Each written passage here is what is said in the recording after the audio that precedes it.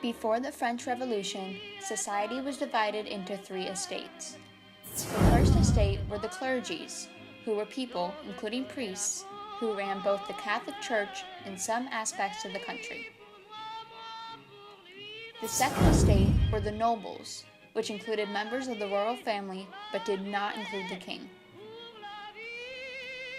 The third estate were the commoners, which included anyone from the lowliest peasant to the wealthiest merchant. The third estate made up 96% of the total population of France, but they had none of the rights and privileges of the first and second estates.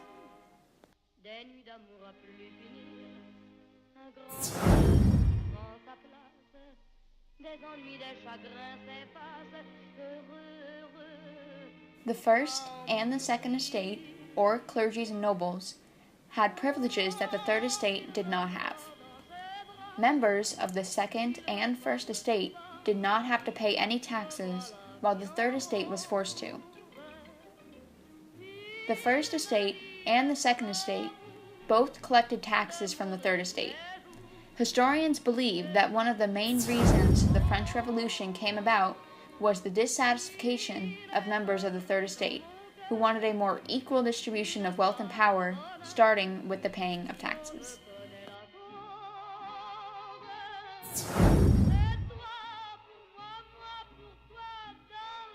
After the Third Estate proclaimed itself as the National Assembly, there was a disagreement with the First and Second Estates over taxes in the country.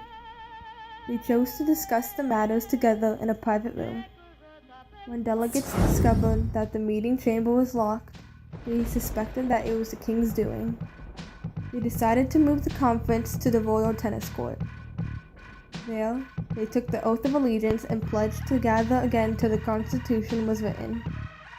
The oath marked the citizens' first opposition towards the king.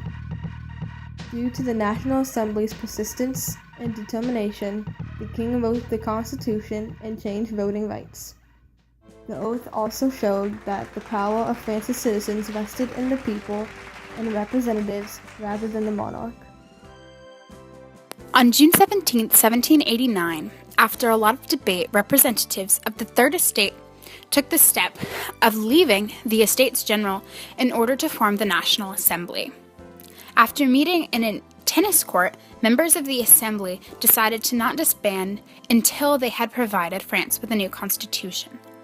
They decided to leave the Estates General after they came to the conclusion that they were not being fairly represented, and that after many topics that they had been very outspoken about were voted against by the First and the Second Estates, they decided that it was upon their responsibilities to seek a new constitution for France to revolutionize the country. On October 5th, 1789, an angry mob of nearly 7,000 working women, armed with pitchforks, pikes, and muskets, marched in the rain from Paris to Versailles in what was to be a pivotal event in the intensifying French Revolution. This was because, despite the fertile French soil, the populace of Paris was starving, while the remote Louis and much-hated Marie Antoinette continued to feast like proverbial kings and queens. The revolution had begun 2 months earlier, but not even the storming of Bastille or the Great Fear had thus far managed to topple France's government. But the women who set out to Versailles to demand bread were about to change all of this. After the women's movement in France, there was still a lot that had to happen in order for the revolution to be over. In 1793, on March 7th, an outbreak against the revolution broke out. On April 6th, the Committee of Public Safety was established, and on June 24th, the ratification of the Constitution by the National Convention. However, it was not proclaimed. Slavery was abolished in France until 1802, when the rise of Napoleon Bonaparte took place.